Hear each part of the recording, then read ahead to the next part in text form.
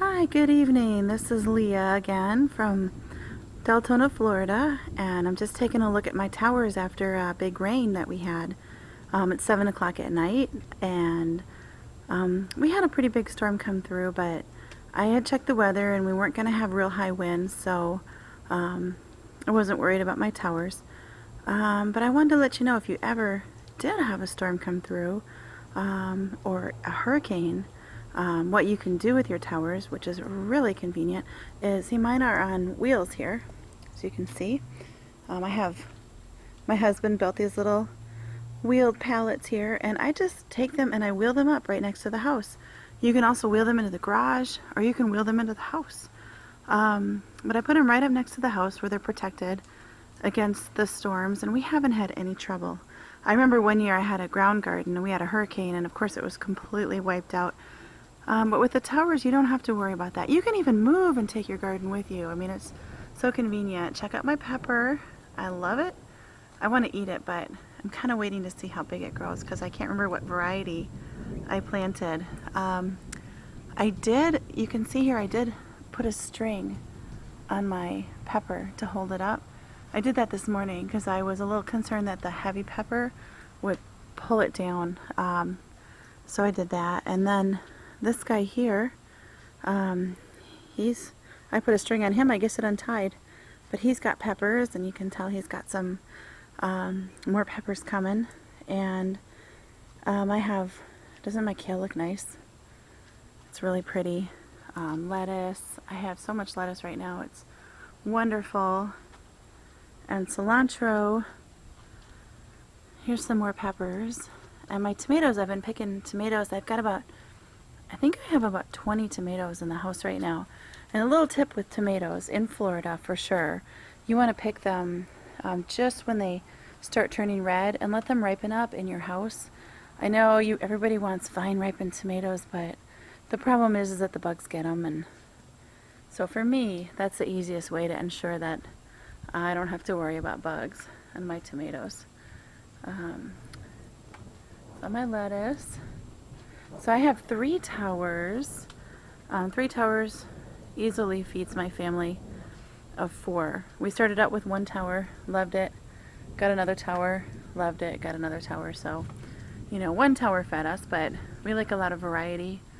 So we now have 88 plants growing on our towers. Look at all that lettuce.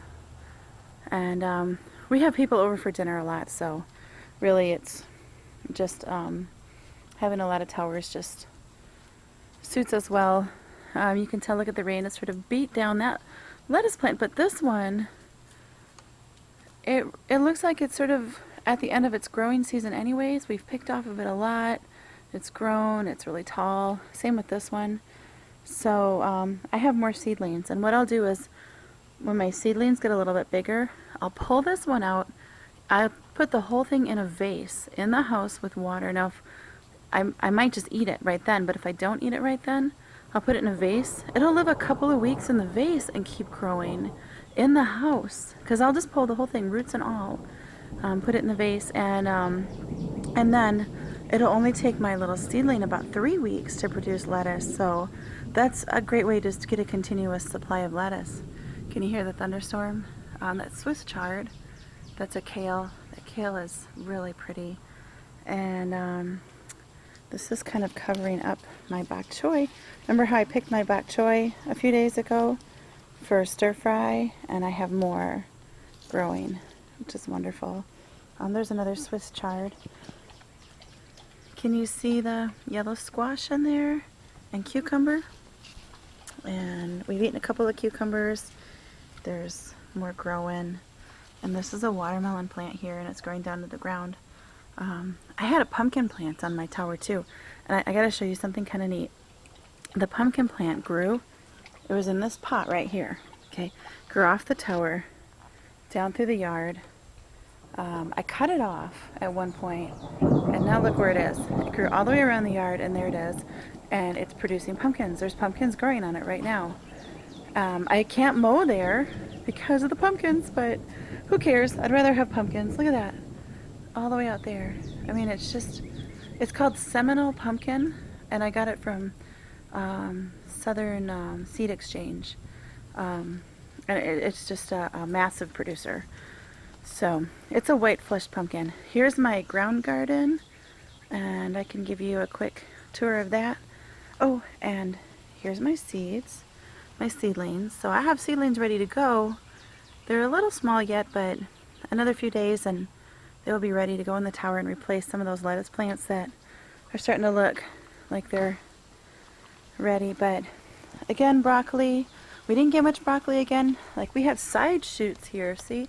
But the middle, the big broccoli heads that came out of the middle were all eaten by rabbits. And we've been eating the beets. And this is beets, and the beets greens. And I'm going to grow some beet greens in the tower coming up because I love them. Carrots, carrots, carrots. And I've got new green bean plants going there. I also have green bean plants going in my tower.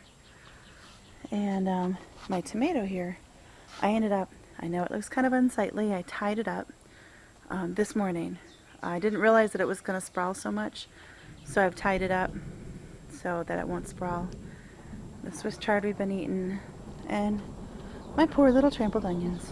So, well, I guess the storm's not over yet, so I had better get back inside.